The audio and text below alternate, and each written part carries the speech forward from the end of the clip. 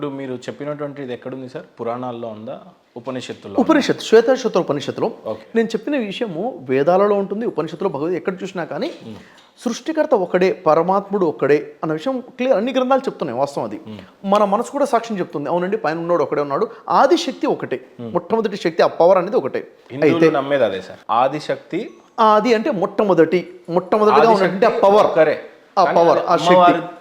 దాన్ని మనం మేల్ గా కొంతమంది చేశారు, ఫిమేల్ గా చేసుకున్నారు, మనుషులుగా చేసుకున్నారు, రకరకాల అమ్మవారు అని స్పష్టం. అది చాలా మంది అలా అంటారు. అందరూ అనబాకండి, ఎందుకంటే అందరూ అలా అన్నారు. ఓకే.